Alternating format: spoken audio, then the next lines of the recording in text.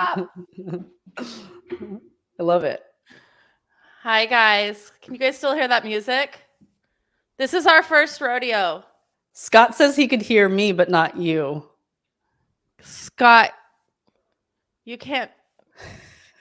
It says that I requested to join your live, but it hasn't been approved.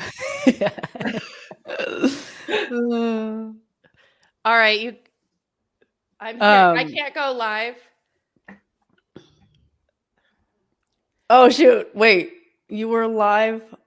Hold on, you guys. I was hearing in my headphones. Oh. You guys start. Okay. Start which one? Are you trying to go live again? She's trying to go live again. Oh, okay. You guys, I tried to go live. We're live now. I'm sorry. Okay. We tried to go live on our Instagram and everything was connected to my phones and everything. I tried to go live. We're live now. I'm sorry. It's playing. No, it's playing.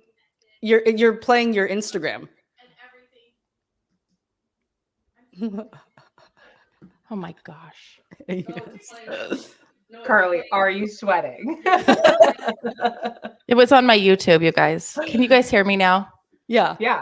You guys, I'm so sorry. What a mess. What a way to start the podcast. Oh, this is It's obviously okay. our first rodeo. Thank you guys for coming. And if you guys, just for you and Elena and Jennifer to know, if you go to the side and press comments, you can see everybody commenting if you want to see it. Okay. This is obviously our first rodeo. Thanks for coming, you guys, to Building an Empire State of Mind. I am Carly Grunman. Jennifer Champion is here, my co-host. Hello. And the wonderful Elena. Thank you guys for coming. So this podcast is new to us, and thanks for hanging in there with this technical difficulties. This podcast is to help women in real estate level up with the mindset to build a community with each other. Jen and I met each other and bonded about, and even Elena and I did, like, doing all the things with little kids and having the mom life and like also chasing down a dream in a male dominated industry. And so we were talking about how we had such good conversations. I'm like, we need to share this with because other women and men, not just women, have these things. And so welcome. Thanks for being here, everyone. I'm proud of you guys for doing this. Thank you. Thank It means you. a lot. I've talked with a backstory for our listeners. Jen and I had issue. We both were like, we're scared to go live. And then I was talking to Elena later, and I think all of us have been working on doing scary things and just doing it scared and going live. And this is something that we all are on the inside. At least I know Jen and I are like, this is a little bit scary for us, but we're just doing it. And our goal is to help 1 million women, at the very least, get financial freedom in some sort of way. We know real estate, so we're happy to help through real estate and build a community around that. It can't just be us alone to do it. So, and obviously we're just getting started. So we also want to take you on our journey because we're just getting started right now and we want to get big. So it'll be fun to document it too. So Elena, you've even got Megan saying been looking forward to this. Like, thank you. Oh, Megan, I'm so happy you guys are here. Carolyn's here. We'll have Carolyn on a next one. So Elena, tell us about Elena. You are, for those of you, I feel like everybody knows Elena, right? Only in some too. Like, I have to be humble and just be like, it's fine. Like, I know. It's a very weird concept, but it is. Yeah. Yeah. So tell us about you, what you're about, for those of you that may not know. Yeah, that's always like how do you define yourself, right? Like, I'm not going to get too meta on this, but like, so I just quit my W-2. I think that is a huge thing. I think I'm really big on, like, I think, we can carry multiple identities or whatnot, right? And strengths. But I was formerly a Kaiser medical worker, Mhm. pediatric field, and just that was like really my main job for a really long time before I got into real estate and got into real estate and got into sub two specifically about a year and a half ago. And that is another whole story in and of itself. But I think more recently, as it relates to like quitting my W 2, it was definitely a process of I held my identity so strongly on I am a social worker. Mhm. And I think that even just like I think women especially like we hang on to these things of like I do this and therefore I am this. And I'm like, no. Like yes and no, right? Like we're so much more than just a role, right? And I think that women and especially moms and stay-at-home moms, for example, also can really get stuck in like the I'm just a stay-at-home mom, and I'm like, oh my god, like what happened in our society that you feel that you're just that, right? Mhm.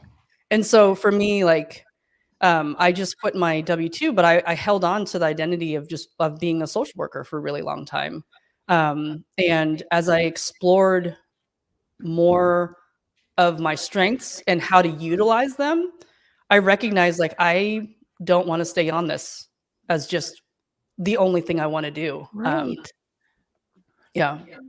And I was taught to like, I mean, there's a even like longer story of this, but with my father, both my parents escaped the war before it became a communist country in China. And so, of course, it's always like the immigrant story of like they came to America to provide me with a better life. And Um, but the mindset that my father raised me to have is find the largest, safest corporation that you can find in your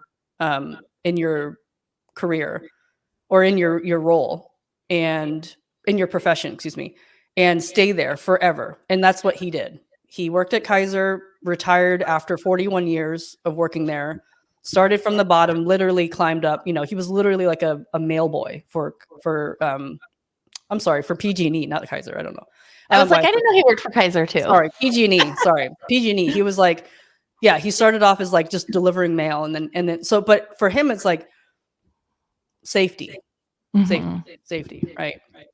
And so that's how he raised me: is get get a large find a large company, stay there, get the pension, get the 401k, get the all the benefits, right? And like I have two young boys, they're 4 and 5, and I stayed in my job for a really long time because I thought, oh gosh, like you have to kind of reverse engineer and calculate, well, how much would I have to cover for my family? And it's like $3,000 That's a lot. for just insurance. I know, isn't that crazy? Oh, wow. Just insurance. Yeah, Nothing else. nothing else. And then with what I was bringing in, like if I was working full time, I could make, a comfortable 6-figure salary. Mhm. But I was only working part time. And so again, just still like these decisions and sacrifices. It's so interesting because you had talked about this. For those of you that are in sub 2 may have seen this. If for those of you that aren't, Pace talked to Elena about getting out of the mindset, and something that really struck with me, because for those of you that don't know, Elena is the mindset queen. She does a mindset Zoom it was every Saturday. Now it's every Thursday at 4. And she helps us, like she's the unofficial sub 2 therapist. Like she's so great, and she's helped so many people overcome. And what Pace said was, because you had said this on that Zoom, and it's such a mindset shift. Mindset Mindset shift. I can't talk. Thank you for helping me talk. because I get it. Like you're like, that's $3,000. That's a lot of money just for insurance. And Pace is like, is your freedom and your dreams worth $3,000 a month? Like, is that the reason you're going to stay in a job? Like, Right. because the possibilities are endless for what you can and will do if you put your mind to it. So I think that's the key though. Yes. Right. And it's very wild. Like I am not going to pretend that this was, this is easy. It was not an easy decision. Like, but it's like when you actually break down these words, right? Easy or hard or struggle, right? It's like, it really is just like our minds and how we interpret certain things. Right. And so it was a challenging process, but the decision was hella easy. Isn't that crazy? It's, you know what you want, but it's like acting and doing it. Yes. Like taking the action, I think is so, at least for me, it is. It was, And I mean, yeah. I mean, what was that like? Like, because Elena, if you guys go back on Elena's, on her stories, she sent the email to quit live. Was it live or was it on? It was Facebook? on Sub 2, the Sub 2 Facebook. Is that group, where it was? Yeah, I can't remember. Yeah, I know, because I didn't want to do it live, and then my parents are like friends with me on Facebook. They're like, "What is she doing?" Right? And Like, her dad's like, "I've taught you better than this. What are you?" no, I mean, he's that is a separate conversation. But yeah, he was disappointed that I didn't tell him. Right? So, so I kind of took down notes because I'm like a planner in terms of processing things. But so just to kind of like highlight how I came to the decision. So the card. So back in October. Oh gosh. So back in October, Sub 2 and Pace, they had their first golden ticket event. And I was awarded one of the 3 sort of biggest go-giver, it was like voted one of the 3 most biggest go-givers in the Sub 2 community, along with Tanisha and Danielle Quijano. And so Pace wrote a card for, and for those of us that know Pace, like he likes to just like audio message everything, right? It's just efficient. So like for him to like sit down and like buy a card and then write on it, I'm like, I'm keeping this forever, right? So what's interesting though, and now that I think about it, is that October was a year from the time that I actually joined Sub 2. And so he wrote a card for me, and I read it on the live that I did in Sub 2 when I was writing my letter of resignation or email. I read this card that he wrote, and he said, "Elena, you are so badass. Honestly, a card will never be able to convey my appreciation for you and your family. You are a person that the universe is waiting for you to step all the way into your purpose." And he underlined all. I'm so happy to be watching you walk towards that. And like, what's interesting is when I read it in October, I was like, what does he mean by waiting? The universe, I'm just like picking it apart. Like, the universe is waiting for me. What is that? Right. And I'm like, and so it for me, it was like I look at Pace as like a father figure, right? Like, and just the presence that he has and the person that he is and the way that he could speak into someone's life and just encourage you. And you're just like, oh my gosh, like I've been wanting to feel seen and heard in this way, right? And like he just does that. He has this ability to see people very quickly and just like bless people in that way. And so I really kind of have this like interesting relationship where I'm like, I just want to make Pace proud, right?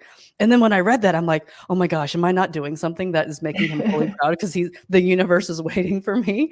So I was really ruminating over that. Like when I took a sort of a sabbatical, and like my mom's cancer and I had surgery and everything. And so it's just like, for me, it was a time to just think and process.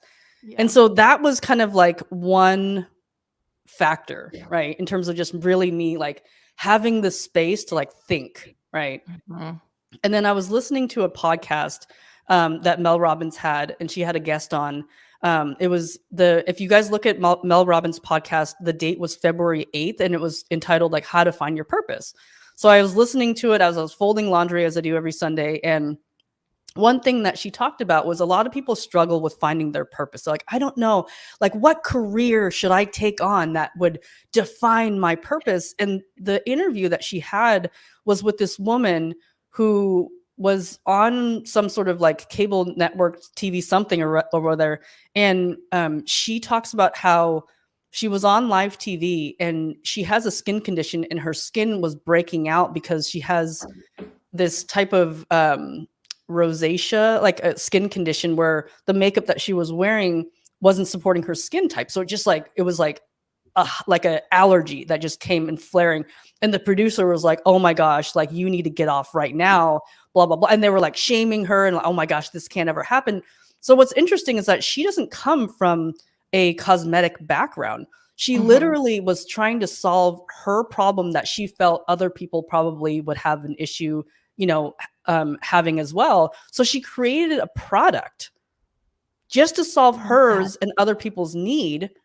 And that, like, it's super powerful because, again, she doesn't come from that background, but she was solving a problem. And L'Oreal bought it for like a couple of billions of dollars. A lot. A lot. Like not even just like a few million. It's like Yeah. $1 or $2 billion. Yeah.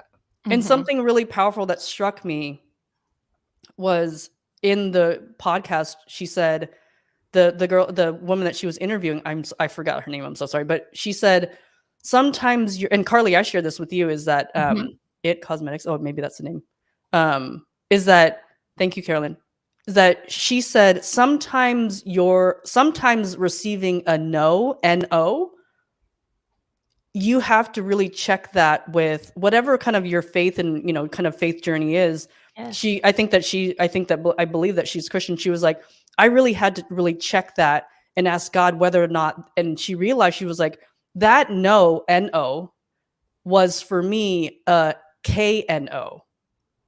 It was a no that I know what I still need to do and what my purpose is. So it wasn't a no as in a closed door, right? Because when we hear no's, we think, oh, I'm not meant to do this, or oh, I'm not blah blah blah. But it's like the journey of an entrepreneur is you have to build resiliency to actually take the punches of the NOs and really believe that you still KNO know your purpose. Absolutely. And that's really hard if you don't know who you are really inside and what you want. Right. And so for me, the straw that kind of just tipped everything for me, that was not a right idiom at all. The straw that broke the camel's back, but that wasn't really anyway. For me, like the last sort of tipping point for me was I had Vasavi, my good friend from grad school. If you find her on Instagram, I think her Instagram handle is my name is Vasavi, I believe. And I am Vasavi, isn't it? I'll put it in here. Oh, thank you. Yeah. My good friend Vasavi, she wrote a book called Say It Out Loud, and she's just a dear friend of mine from Columbia grad school, and she said in the mindset Zoom that we had in sub 2, she said you could never make a wrong decision. And for me, it was like that. I felt like that was just my KNO.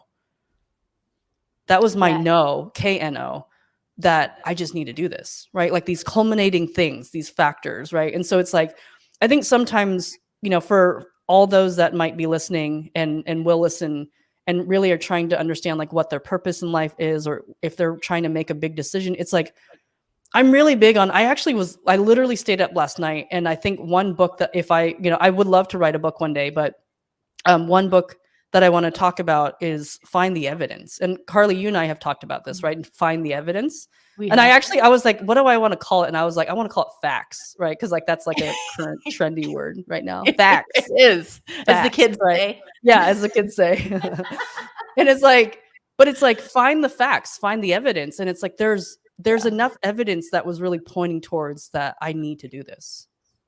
Or just that I have permission to do it, right? Yeah. So and it's so huge. And I was just talking about this with you yesterday. I think I put something on my stories where it's like I had a big thing. I have a goal. One of my goals, I really want a Sprinter camper van to travel around the Pacific Northwest with my little kids. I mean, we can do motorhomes, but it's just smaller and more compact and easier with little kids.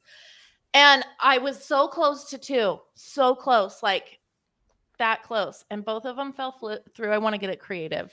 I don't want to like go to a bank. I could go to a bank to get it, but I want to get it creative. And it's kind of what you were saying. It's kind of like you sent me something yesterday along those lines of like what's meant to, like, sometime it is whatever you believe in, God, the divine, your angels, like not getting religious, but if whatever this higher power is that you believe in, it's just like it's not meant for you yet. It Yeah. could be for something bigger.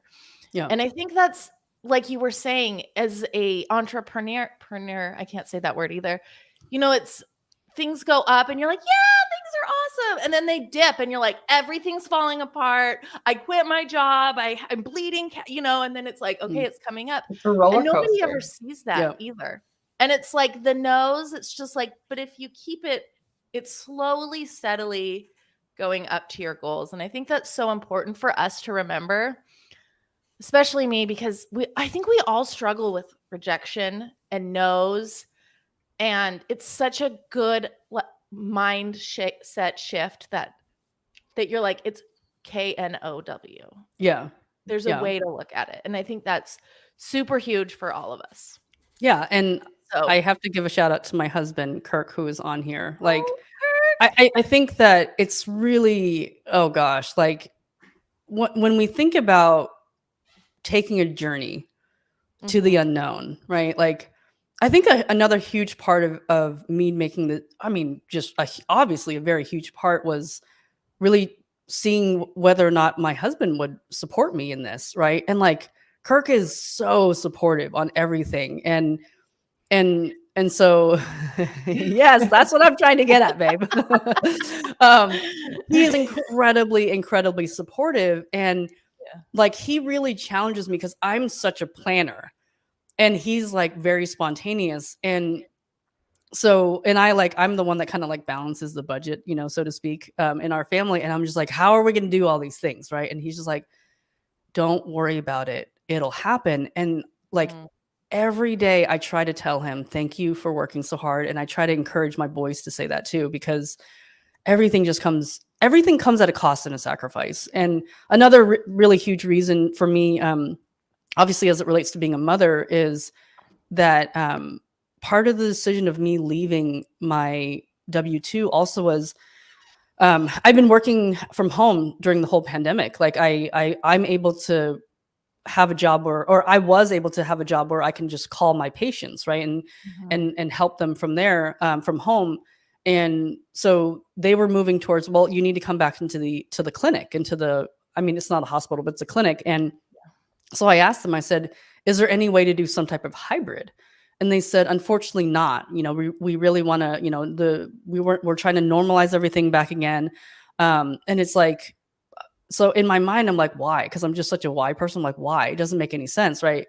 And so it's like a lot of people, this is another thing that I really want to help people understand, is that we all have the power to choose in our lives. And Absolutely. a lot of times people say, I can't make this decision. I have to do this, right? Or even that they should, right? That I should do this. And it's like, I'm not, there is no judgment that I have for people that have jobs, right? Absolutely. Because it's like, that's everyone's own journey. I can't, like, I'm not, unless I'm paying your bills, I have no say, right? Exactly. And so for me, it was like, I just came to a crossroads, right, with so many different factors, right? Like, you know, Pace writing me that car and the podcast and Vasavi, and one day my boys just randomly they ran up to me and gave me a hug during my lunch break at home. And I thought about going back to work. And I was even only working part-time, but for me, it was like, in that moment, I slowed everything down. And I'm really big on like, let's slow down the process to really think about what's going on so that we don't feel a victim to our choices and our decisions. So I slowed everything down and I said, do I want to give this up? Do I want to give up the opportunity to be able, we have a nanny, we hire a nanny, and she's amazing. Shout out to Rebecca Reed. Like, she's an amazing human being who loves our children, to the point where I don't have to worry about whether or not they are not even just receiving their basic needs, but they're thriving. Like, she's teaching them things that, you know, we want to teach our kids, but we're choosing to kind of put our time in growing the business for now. Right. And so I just made the decision. I said, I don't want to give this up. right? So everything comes at a sacrifice, right? It's like these decisions, and it's like for me, I felt like I don't want to give up the privilege to see my kids. And it comes at a sacrifice. It comes at the sacrifice of my comfort level and my family's comfort level, that I won't have a predictable income. I know. It's so scary, especially as a mother. And like, you're like, it's one thing if it's just you. You're like, Yeah. I'm good. I'm good. Me and my dog or something, or like me. But Right. and I remember you were at the mastermind too. I don't know if you were in my breakout group. So when I was in the mastermind at Paces last June, oh my gosh, it's almost been a year. And I was like, I want to quit my job. I worked for Alaska Airlines at the time. And I mean, the benefits are nice. You get to jump on a plane and go wherever for pretty much just whatever the taxes cost, you know, and they have the medical and everything. And I remember Eddie, Bash Bros, Eddie, why can't Marin? Oh, Is his last name? Marin, yeah. Yeah. I'm sorry. I'm butchering his name. He's just standing back there and he's just like, why don't you just quit? Like, just do it. And like, so we are in two different places in our life. I have, and there's no judgment to where anybody is, but for him, he's a single guy, no kids, you know, we have similar backgrounds. He was working at a dealership. I'd worked at a dealership before. And so he just did the jump and do it, but it's a completely different thing. And Carolina Allen was like, she can't just quit her job. She has two little kids at home. I had a 1-year-old and a 5-year-old at the time, or 4-year-old. And it's a mindset shift for other people, I think, too, because they're just like, why don't you just do it? And we're like, it's a bigger, not that you can't just do it, but it's also a mindset shift, I think, too. And I think you need, and I know, I don't even think we need especially people that have little kids. I feel like going into a male dominated industry already, we already have the mental load of motherhood that men don't carry. It's like, is the doctor appointment scheduled? Do we have the nanny coming? You know, you have all that thinking ahead and planning. And so you have that extra stuff. But, and that's where I've talked about this with you, Elena, and you, Jen. Community is huge. I was talking to Elena the other day and she's like, I think it would be such a cool idea one day to have like live on a big land and you have a community of people. Like you don't all have to live together, but like you have on acres and you can be like, you know what? Let's just all get together on Sunday and jump on the trampoline and barbecue. And it's just like that in life. You need a community to fall back on when, you know, because times get tough and you have to have that mindset shift. And I've leaned on both of you so many times where I'm like, I can't do this. I can't go live. And you guys may have seen me and Elena go live and she was pulling me. She's like, you got this. I don't like doing this either, but it's not so scary when you do that and you have somebody. And that's what our goal with this podcast is like, let's do the damn thing together and help each other. And we're not alone and we shouldn't be. We should have our village. So, and more so about like not just going live, but just like being able to be a mom and chase your dreams. Carly and I had talked about this too, just similar to your husband. Our husbands are very supportive and we would not be here right now doing a podcast or, you know, where we are in our real estate careers without our husband. So I always say like he's at home with the kids, but he's not just at home with the kids, right? Like it's a team sport and we would not be where we are without them either. Absolutely. Yeah. And that's really what I was referring to, going back to just a support system. I'm huge on, and I actually try to implement that in my coaching as well, where it's like, I think Carly, you and I were talking about this yesterday, where it's like, so many of us go through life just on autopilot. mm-hmm. And then we wonder why we're not happy with certain things in our lives. And a lot of my coaching is revolved around bringing about awareness and really helping people understand that ultimately they have the power to choose. And I don't ever want people to think, oh, I had to do that. I had all these different things, because it's like, that's not really how life is meant to be lived in that way. Right. Mm-hmm. And so like, I have an incredible husband. And if you don't have the support of your spouse and yet you're trying to do something, you also have a choice. And the thing that I really want to kind of drive home with that is again, being the unofficial, therapist of Sub 2, is that I experience hearing a lot of stories of people suffering in their relationships.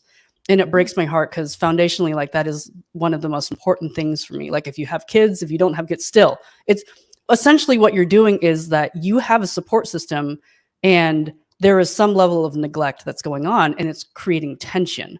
And then you're trying to pursue entrepreneurship, real estate, all these things. And then if you don't actually have that support, the alignment and the connection, and then people are like, my real estate journey is suffering, right? Or think about how much mental energy you're spending trying to do all the things in your business, but you're suffering because you're worrying about the relationship. And it's like, we kind of have the order a little bit mixed up, because a lot of people think, if I just achieve the financial comfort and wealth for my partner, my spouse, right, then all the stress will go away. And in my mind, I'm like, maybe the stress will go away or the relationship will go away. Yes. And when you slow down the process, you actually have to ask yourself, oh, thank you, Lori. You have to ask yourself, is that something that you're willing to sacrifice? Because the reality is that it can be something that you'll lose. Like, how many like successful people do you know where you're like, oh, they're on their umpteenth marriage? And I'm not judging divorce per se, right? But what I'm trying to do is, I'm really, really, really big on awareness and prevention. And awareness and prevention require, which is one of my favorite words that it's one of my pillars, right? Is like intentionality. I love it. Yes. And so it's like people are trying to do these things, and it's like, if I just create, and it's like, no, because the thing that you actually need to have the most is that level of alignment and connection with your support systems in order to thrive and do all those things, right? Absolutely. So it's like, I might not be at the X amount of wealth that I have financially, but I am an abundant multi-billionaire, trillionaire when it comes to my relationships. And I'll bet that against anyone, right? Like, and that's why I feel so confident in who I am, that I can quit my job, because I'm like, I have the support systems in place. So huge. Yeah. I think they're under appreciated of how huge it is to have a foundation of support and a good relationship with people in your lives. If it's a partner, a husband, or a wife, right? It's so huge. And oh no, good. No, you. Well, I wanted to highlight like your guys' relationship too, because, Carly, when I was, kind of talking to you about certain things, and I said, one thing that in terms of going back to the finding the evidence, right? And I kind of encouraged you to do this one exercise where I said, reach out to your closest tribe and ask them to affirm you. Right. And so Jennifer, I would love to hear from your perspective, because I never actually get to hear like the person that is actually delivering the affirmation. I asked Jennifer. Oh, really? I thought it was part she had to tell you.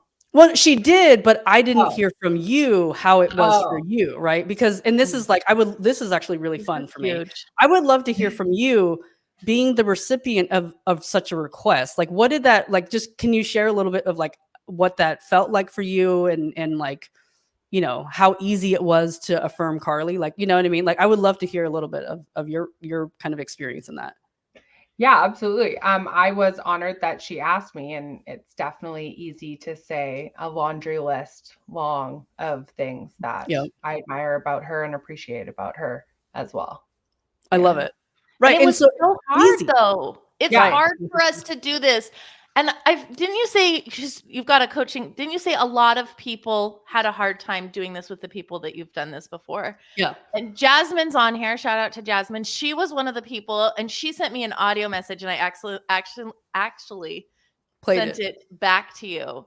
But it's so good for us, because I'm not saying everybody's the same, but I read the statistic, and I don't know if it's true, that we think people like us less than they actually do, or that they believe in us less than they actually do. And so I challenge every single person watching this, go find your 2 people that you feel comfortable and vulnerable with, and do it over text or something, so you can go back and you can hear those or see those when you're having those tough days. Yeah. But Carly, I just want to highlight though, like that Jennifer said it was so easy and that she was honored. That's crazy. Carly, I was like, take out the.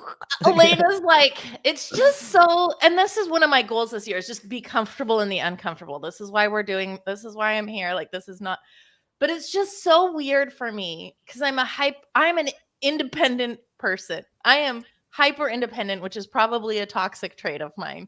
I'm like, I got this. I don't need, and I feel bad. And I don't know. I feel like a lot of people, not everybody, might be like, hey, you want to tell me how great I am? It's okay. No. so But weird. I want to slow it down though. This is really like, I want to slow it down. Jennifer, let's say that I encouraged you to do this assignment, right? Or actually, let's even forget the assignment itself, right? Because the whole purpose of an exercise is to get you to do it without someone forcing you to do it, right? So, Reagan. We love you, Ray. Ray. So Jennifer, let's say that you were like having just a rough, maybe week, right? And you're just like, I'm just a little bit weak right now, and I need someone to remind me. Right. So if you asked Carly, right, let's just assume that like you would feel comfortable enough to do so. Carly, how would you feel if Jennifer asked you to do it? Like she said, I would feel honored. I would feel so happy. I'm a hype girl. I'm like, let's get for real. You should know what a badass you are. And I try to do that to people. I feel like people need to know how great they are. Okay. They do. So, but yes, right. You're right. Right. So you guys share the mutual reciprocated sentiment and feeling that you would feel honored and want to do it. Mm-hmm. Right.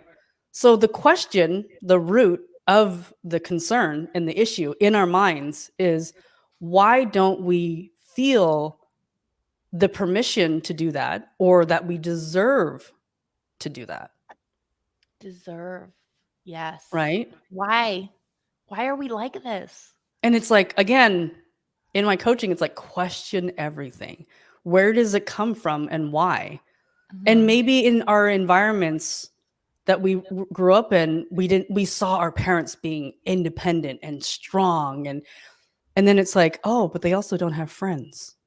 Right. Or like a strong support system, or they didn't achieve the things that we want to achieve. Right. It's like, again, it's not blaming our parents, but it's like, Carly, I think I've told you this a lot too, is like, you've achieved so much with what you were given.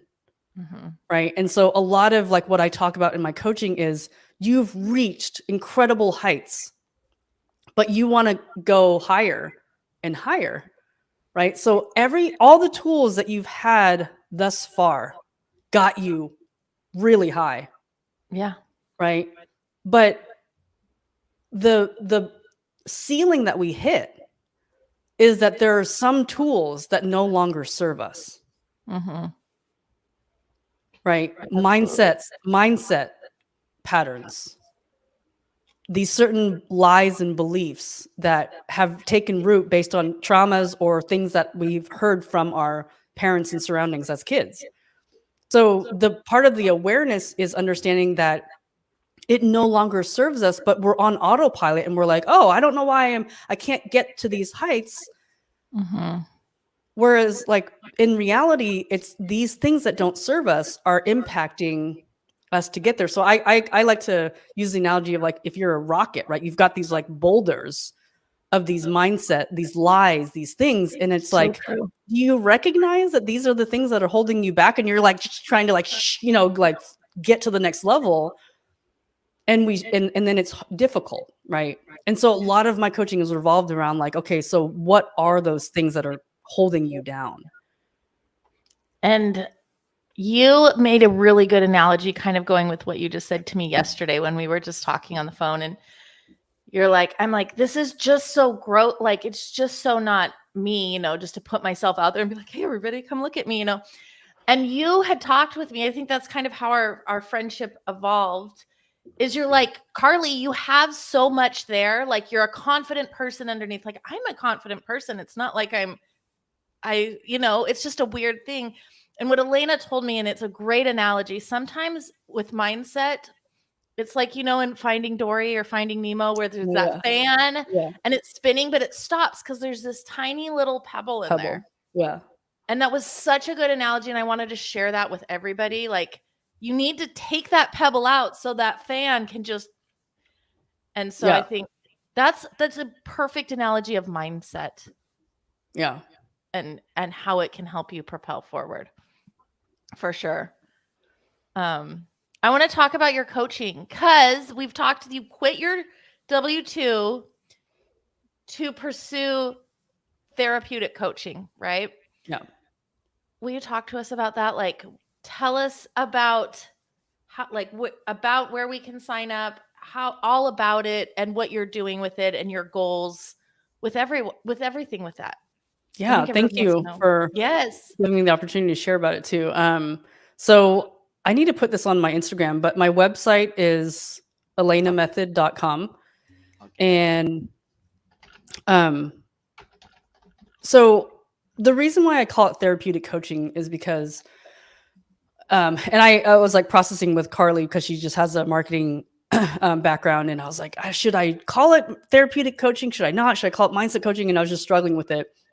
But I'm really kind of living out that part of the identity, if you will, of part of my coaching business, because with my background, so I have, undergraduate degrees in sociology and psychology and social behavior. I have my master's in social work. I have an LCSW, which is just a fancy 4 letters that mean that in addition to my master's, I have like 3,000 hours of supervision with meeting with patients and clients, and then also receiving supervisory support in ensuring that I'm delivering appropriate services to patients and clients.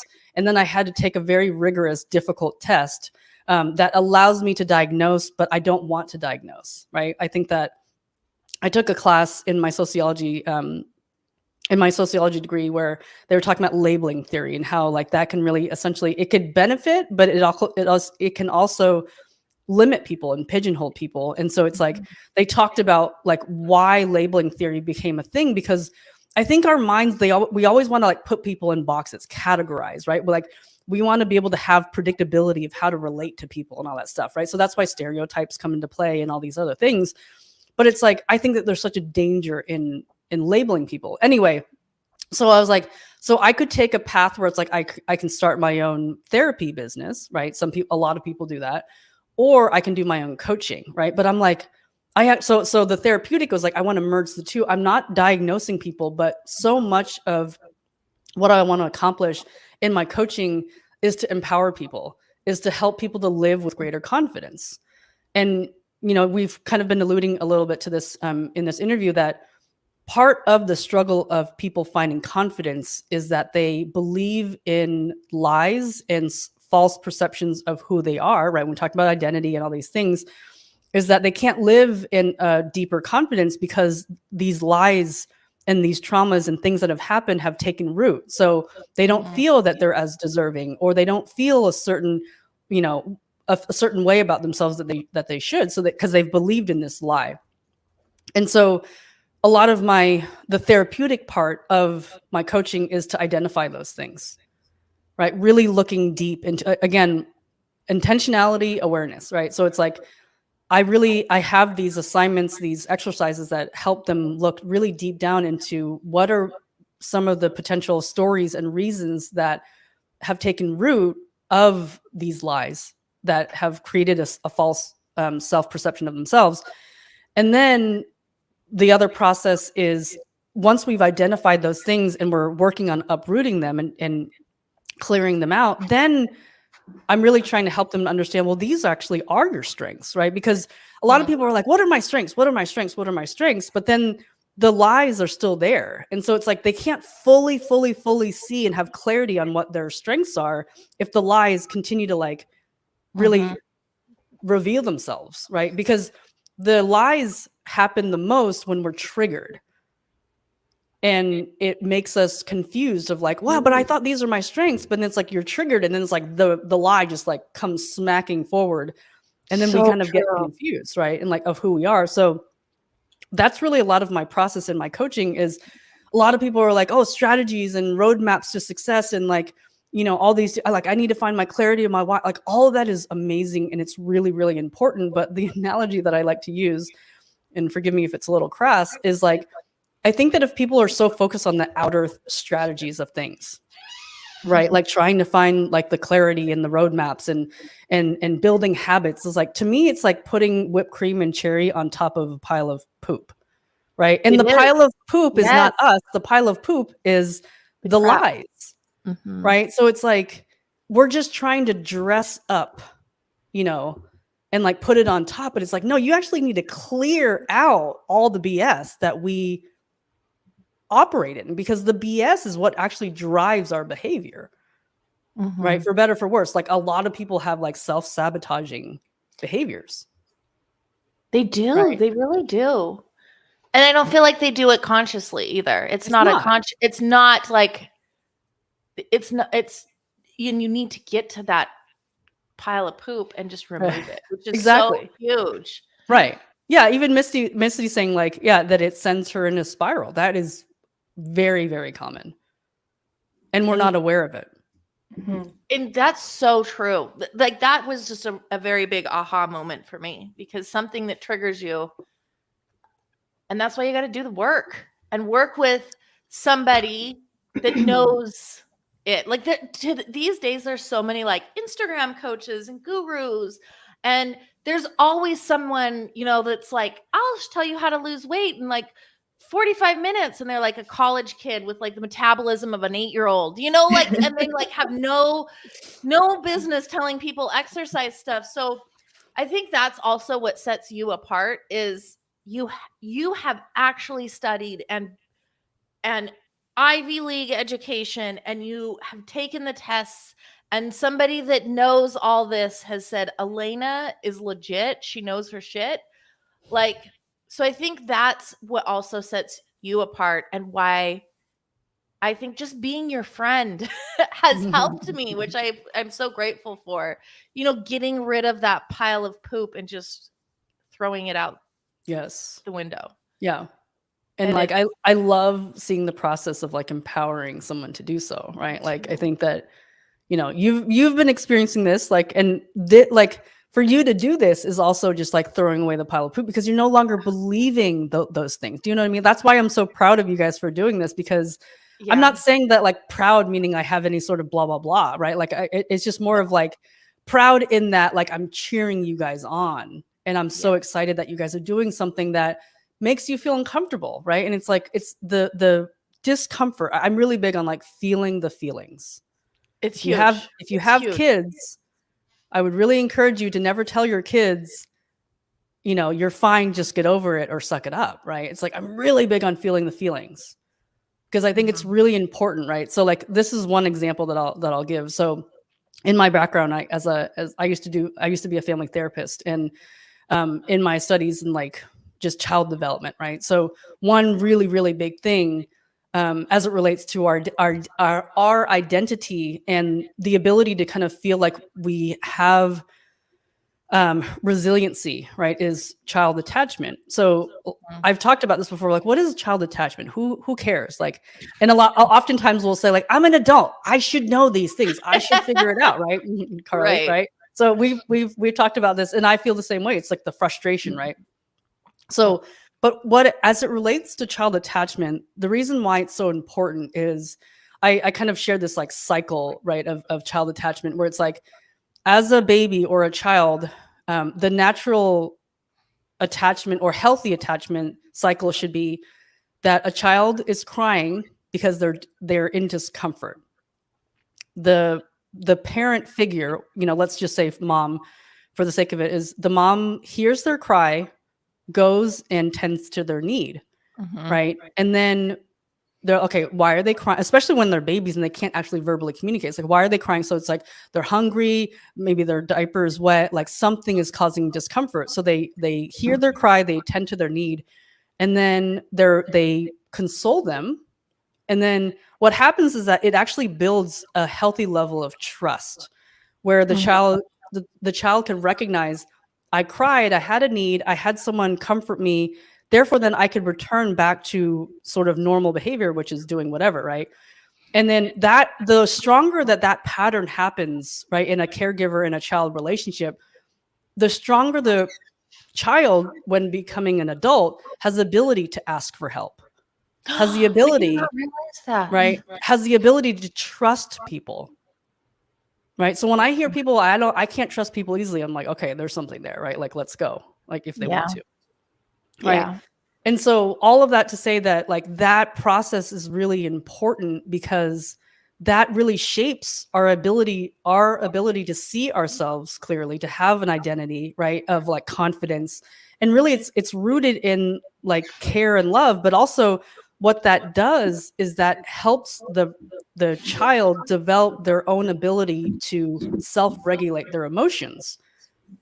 And so going back to like why feeling the feelings is really important, right? Is that if you tell your child you're fine, you're actually overriding their ability to actually to help them to understand how to regulate their own emotions, because they're like, I have an emotion, but I was told by my parent to just suck it up and ignore it. So my emotions don't matter. Yeah. Right. And then they go through life and they have these emotions and they're like, I need to push through them. And then guess what happens? They develop anxiety. They develop all these other sort of like disorders, right? But it's like, so a lot of my studies and my work is really revolved around like, it's because you lacked that. And so a lot of also part of my coaching is to teach them to also reparent themselves as well. And it's like, there's a process that you can do that as an adult, right? And it sounds silly, but it's like, there is a process. And so like, that's why I'm really big on like, feel the feelings. Because it's huge. Why else was there a book that, I forget what exactly his title is, but he wrote this person wrote a book called The Body Keeps the Score. That's a good one. I've heard a lot of good things about that one. Yeah. And it's like, it's because somatically, right? Psychosomatic means emotional, and then you feel it in your body. Somatic is really the manifestation of the internal emotions lived out in your body. So that's why we have all these like, ailments, because we as a society lack the understanding of how to process our emotions. I feel like I just learned so much. Thank you. No, isn't she amazing? I told you she's going to drop diamonds and she's going to blow your head off of like connecting all the dots. Every time I talk to her, she's got some sort of. Thank you. Thank you. Appreciate it. I love it. And it's so important, especially as moms of young kids, to remember that. I feel like I didn't realize that was, I could, it was just good reinforcement to remember that, because I have a 2-year-old, Blake is 2, Rory is 6, and she's a feeler.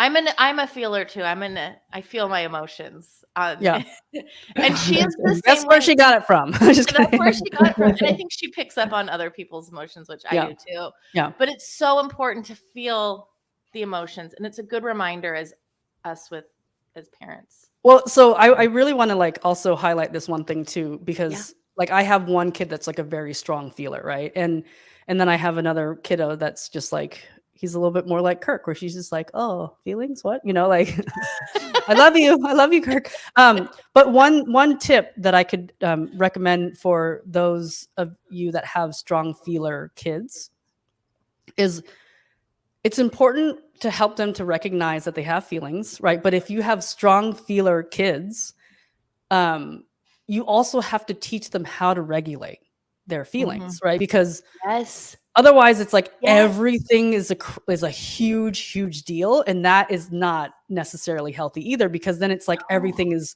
really like blown out of proportion, right? So it's like, how do you kind of help them to regulate? So this is a practice that I do with my son, who's the strong feeler, is that he's scrapes his knee, for example, right? He's running, scrapes his knee, and he's like, ah, just like wailing, right? Just like, and then the natural inclination that a lot of us want to do is like, if he's not bleeding, right? If your kid's not bleeding, it's like, you're fine, you're fine, you're fine, just shake it off, right? We want to distract them, we want to do all these things, right? So what I do is I pick my son up, and I'm like, oh no, like, like that looks like it hurt. It did hurt. And they're wailing, right? And I'm like, okay, let's take a look, right? Let's take a look. And I'm like, and then I look, I'm like, okay, let's take a look. Where did it happen? Right? Because you want to address like where the pain is, right? So there's the emotional pain, and you're acknowledging that. And then you're acknowledging the physical pain, and like, look at the knee. Oh, and then you pull up the pants. Okay, it's not bleeding. It's not bleeding. Look at that. It's not bleeding. Right? And they can kind of slow down a little bit. And then, because what you want to do in terms of regulation, right, is you want to match the level of emotion to the reality of like what actually happened, right? So there's like kind of like the emotional, like, I don't want to call it trauma, but like the emotional scare, right? And you're acknowledging that by addressing it, and you're attending to them. But then if it's just a scrape and it's not bleeding, right, then you actually have to help their emotion in their minds regulate and say, oh, like in my emotions, in my brain, I'm registering that pain is not to the point where like I need to go to the hospital or get surgery or get stitches, right? And then you're like, okay, hey buddy, like it's not actually bleeding. How are you feeling? Oh, it still hurts. Okay, do you want some ice? Right? Like, what could we do? I can put a bandage on it. And I'm like, I can't tell you how many boxes of bandages I've gone through, right? Like, where literally there's no bleeding. Yeah. And it's like, literally they solve everything. Yeah. And it's like they're really, yeah, they're really big into Pokemon right now. So I bought like Pokemon bandages. Like, and so it's like, and so I put the bandage on, and it's like, and the other thing that I'll do too, right? If they're like still hyperventilating is, and this is really big on like, the reason why skin to skin interaction with an infant is really important is because you're helping your newborn to regulate their own bodies as well, right? That's why like when the baby comes out, if you're fortunate enough, right? Like if you didn't have to have a C-section or whatever, like skin to skin interaction is really important because you're actually helping to regulate. So what I do to my son, if he still is like just feeling the feelings really hard, is I'll actually say, can I hug you? And what I'll do is I'll actually breathe with him, because he's like, right? And so I said, can I give you a hug? Right? And it's like, right? We all know that our kids do that. And when it's like, they're hyperventilating, and I hug him, right? And it's like the hugging actually creates safety. Yeah. And I say, take deep breaths with me. Right. And I'm slowing it down. I'm slowing their process down because I'm reminding them that they're safe and that they're okay. Right. And it works. And also another thing that I've added too, sometimes if like they're, crying and they don't want to hug, is I'll sing a song to them, and that slows down their process as well. Right. Because it's like a comfort trigger where it's like they're okay and they're safe. And for some odd reason, my son loves the song Happy Birthday. So does Blake. Really? That's interesting. So funny. Yeah. I think it's because they might like the center of attention. Right.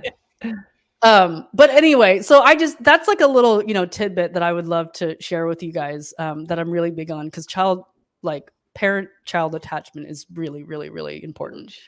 But yeah. Thank you. Yeah. And that's a good lesson for all of us, because I have a feeler too.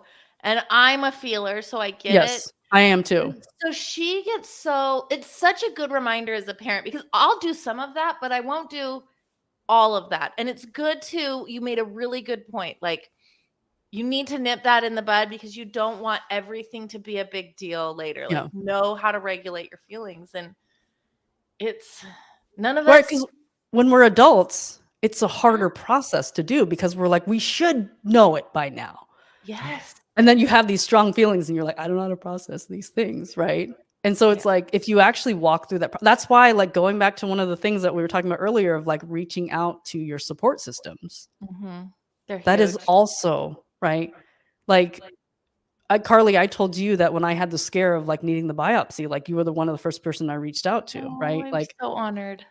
right. And so it's like you were honored, right? But reversing, right? If you were in need, I don't want to reach out to people, right? You're going to go through that.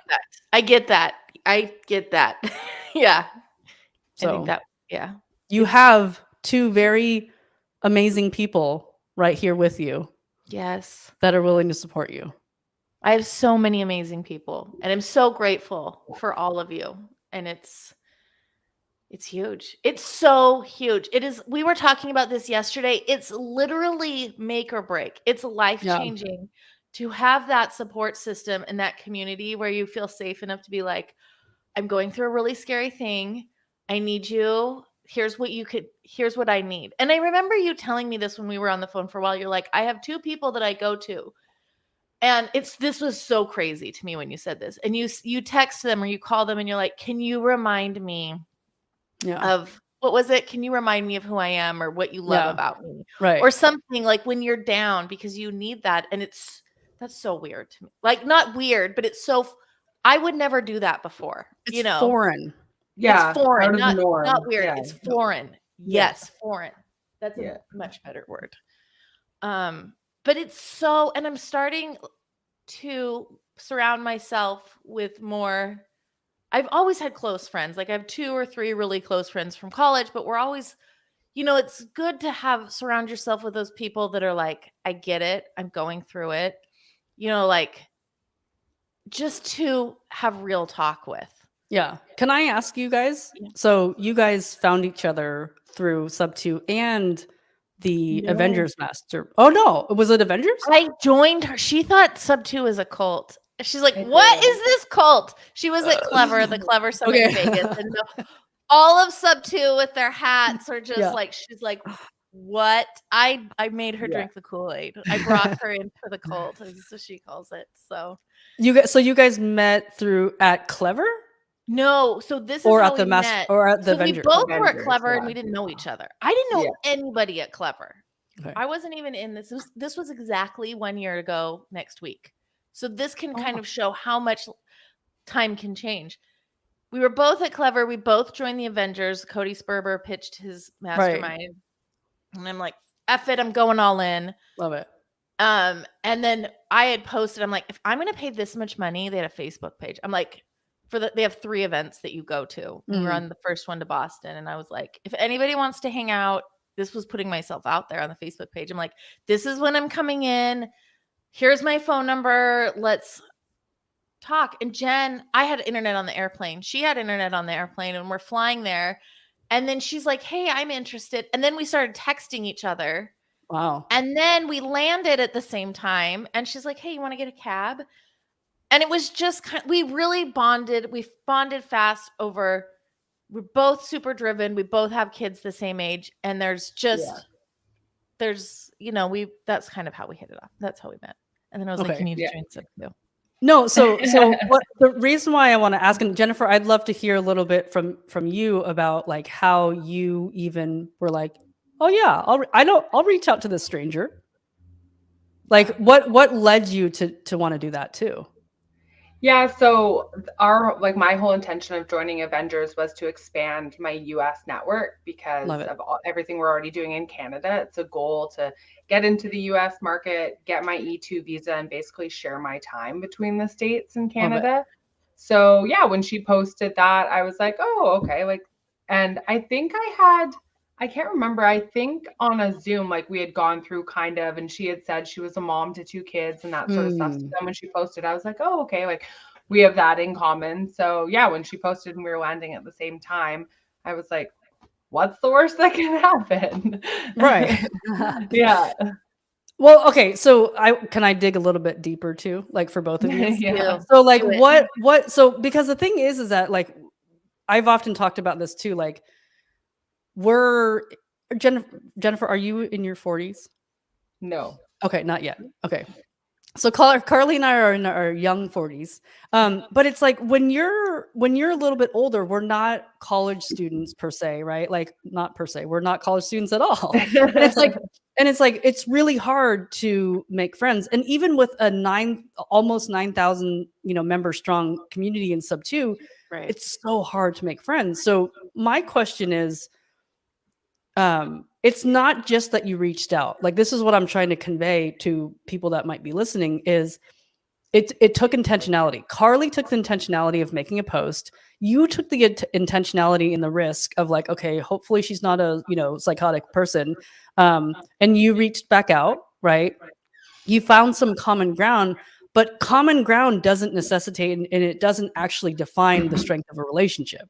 Right. So the thing that I actually want to highlight, because I don't know, is like, what made you feel that for both of you guys, like what made you feel like Jennifer's personality and there's a vibe to her that I really like and it's X, Y, and Z. And like Carly's vibe and part of her personality is something that I really enjoy and like, and therefore I want to invest my time into her. Right. Because if we're talking about real estate investments, right, we're always talking about like ROI, right? Return on investment, right? Mm-hmm. Our time is incredibly valuable. The fact that we have children and the fact that we want to pursue entrepreneurship and real estate. So what was it about each of you guys that you were like, I want to invest more of my time because I believe I can get an ROI on it?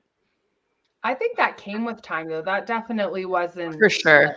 in the cab or anything like that, like through the events. And then, we had each other's phone numbers and we started talking more about, the ups and downs of just like being a mom and trying to do this. And, when we were at the events, how hard it was to be away from our kids and how much our kids just wanted us to stay and, just all of those emotions. And I think our relationship and friendship just grew really naturally over time. And then in the last few months, it was like, okay, like we can't be the only two that are feeling like this. And people started reaching out to me on my Instagram. People were reaching out to Carly, and it's like there's no one really like talking about the struggles of how hard it is to do what we're doing with little kids, right? Or with kids in general. So it just kind of kept growing, and we kept talking about challenging each other. And then, those outside perspectives have been helpful as well to people being like,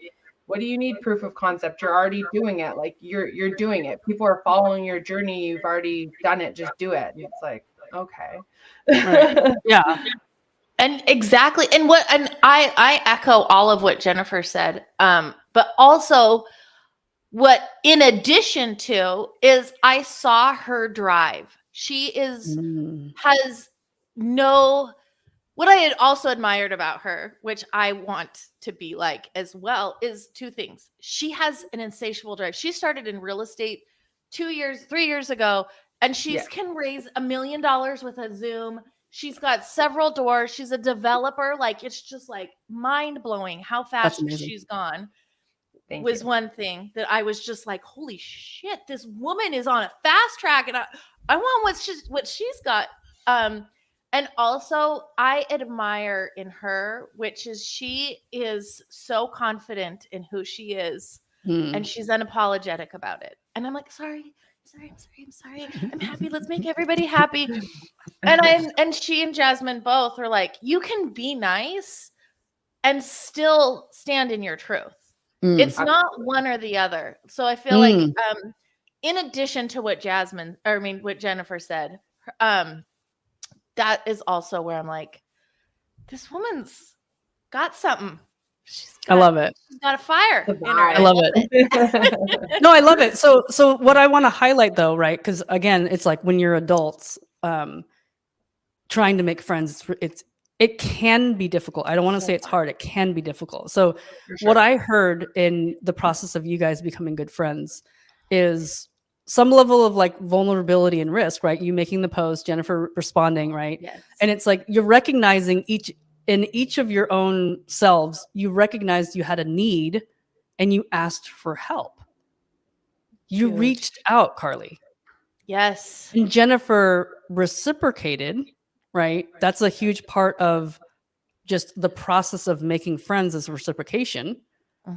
And Jennifer, I heard you say, what I heard you say was vulnerability, right? Like that's another part of the recipe, right? Of friendships is vulnerability.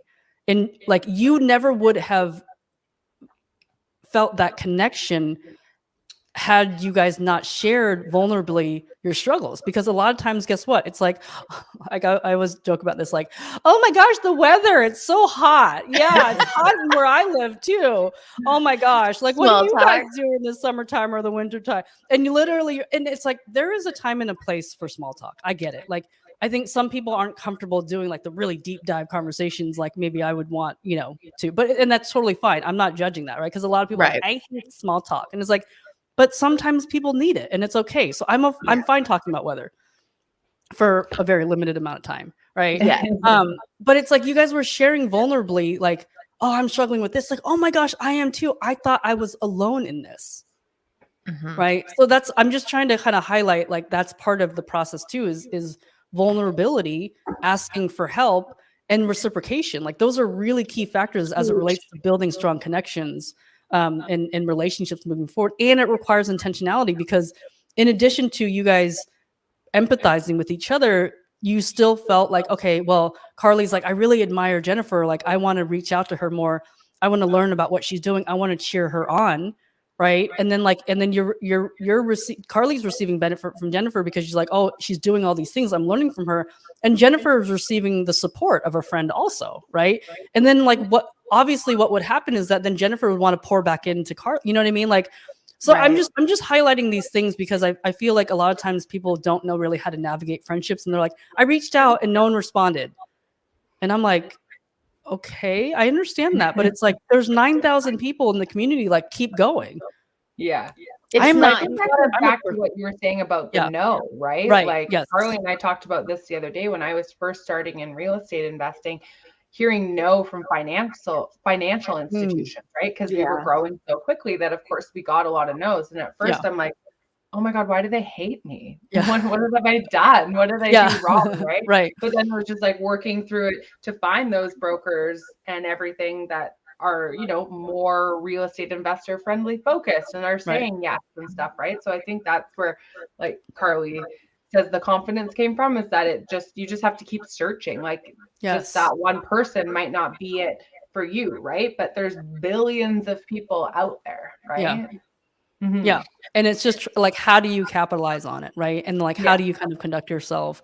But really it's like, you kind of just lead with what you value too. Right. And so it's like, you guys both led with that vulnerability, right. And like, and empathy and all that stuff. So I just wanted to kind of like, because again, it's just like just when you live life and you're just, everything is autopilot, you're like, how did you do that? Right. Like, I just wanted to highlight that because I think that you guys have a cool friendship. You guys are doing this podcast and it's like, we can all have this if we put intentionality into it. Yes. And that's exactly why we're doing this podcast, because we were in Arizona at one of the events and she's like, oh God, it was tough getting out. My daughter had da-da-da. And I'm like, I know my daughter doesn't want anybody but me, and so we kind of bonded over that. And it's like, it's such like, you go to these events and it's so many men, and there's nothing wrong with men. This is for men and women, but there's no one that's like, I feel like that's why I love Laura in Sub 2, because she brings that. She's like a badass. She's a mom. Like, she knows her shit. Like, and there are those conversations that sometimes guys have their wives at home to do this, and they take on the emotional, or what is it, the mental load of the kids and stuff. And so we're like, we need more women at the table, and they need a place to know that what they're feeling is normal, and to not commiserate, but just to have real talk. Like, we're not just about like showing like, look how beautiful and filtered I am and how perfect my life is. Like, sometimes life sucks and you come home from the grocery store and you throw the groceries in the bag in the refrigerator because you're like, not dealing with that now. I have 2 screaming kids. Everybody needs to go to bed. It's just like the real raw shit. Yeah. Use my French. And another reason why I love that you guys are creating this podcast is women, there has been a stereotype, and even Pace has mentioned it in the stereotype in the sub 2 Facebook group too, that, or in sub 2, that previously there was like a women's only kind of subgroup within sub 2, and it didn't thrive because what stereotypically sometimes what happens when you get a group of women in the same group is that there's bickering. Something happens, and it's like we become very catty, and oh, did you hear so and so did this and that, right? And and then and so the problem though is that it's like we become our own worst enemies to each other, and that's the last thing that we should be doing.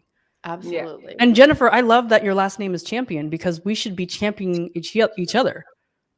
Yeah. Isn't that the best name? It is. It's like it's like boss. It's So it's good boss my level. husband took it. Yeah, I just learned that. Really? She's like, she got married and she's like, I'm keeping my name and my kids are going to have my last name. And if you want it, you can. But I love that. It Wow. was Champion or Lucas. Like, sorry. Yeah, that is Such an amazing. awesome name. That is really cool.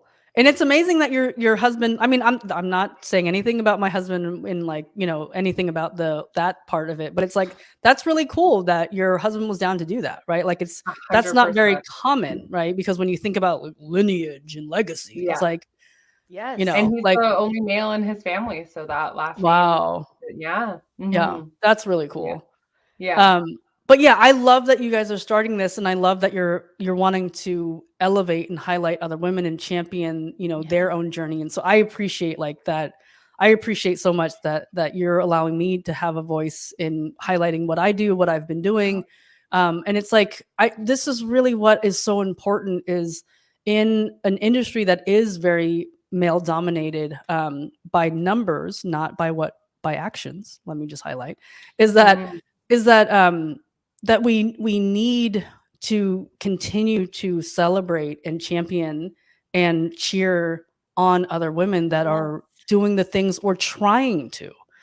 Like it's such a hard world that we live in, because everyone's criticizing everything, and like our families and our friends and all this stuff, and it's like we need to actually like come together even more to cheer each other on and support each other. And it's like the thing that is really challenging, right? When I talk about awareness, is that at the root of women not cheering each other on and becoming catty and becoming critical and judging each other, is that I think I posted this, and Carly, I think I talked to you about this, is like I posted this story that Brene Brown was talking about, where she was like, resentment is not actually anger, resentment is actually envy, right? So like when you're upset at someone, and you're resentful of them doing something, it actually is envy, because you're like, I want to do what they're doing and having, and I don't have it.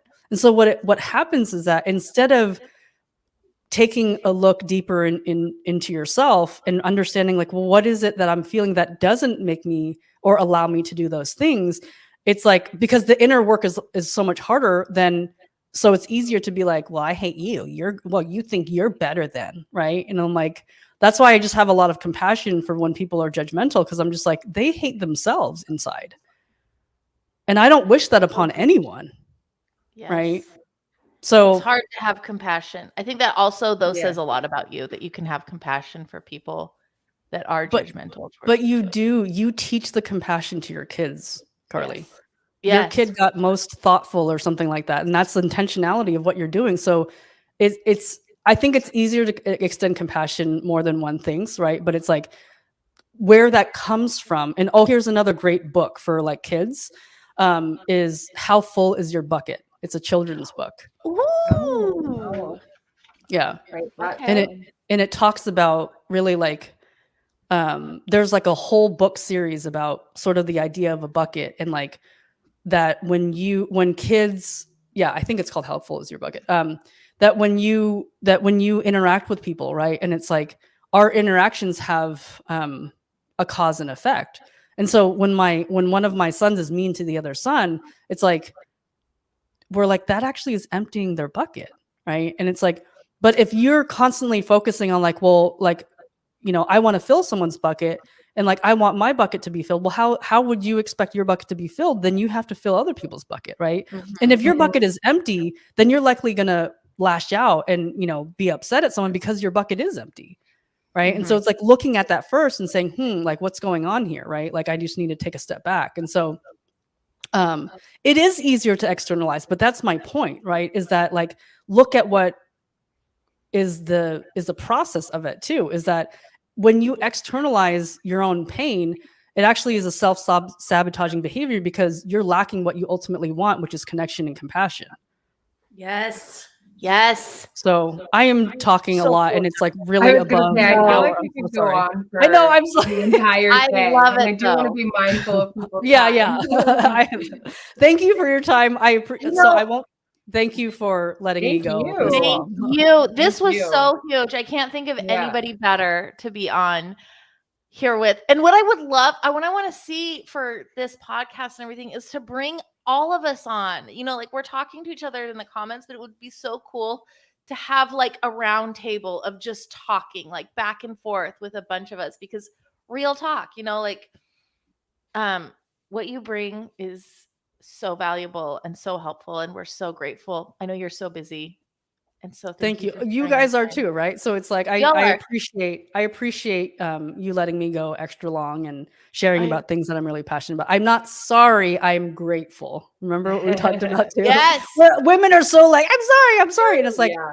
I am so Canadian, grateful. too. Thank you. Right? Sorry. Yes. Sorry. It's not just an American thing. Yeah. Like, Yeah. thank you so much for letting me go. This Thank long. you. We're grateful for that doing you it. came on. We're so grateful for you. Jasmine says, Yeah. awesome podcast. I agree. Thank you. And And we'll link everyone, if everything you need to sign up for her magic, I'm telling you, she is just not like a Instagram coach. She's the real deal. ElenaMethod.com. I'll put it in here. And follow her. Here, I'll take this down so you can see at Elena_method. Follow her. She is a phenomenal human being, and I'm so happy to know you. I'm so grateful for you, both of you. So Thank you. thank you for doing this. I know we're all busy, so I appreciate you, both of you, so much. Thank you. Thank you everyone for joining too. Yeah. Have love a you, great ladies. day, everyone. Thank you. Bye. Bye. Bye. Bye.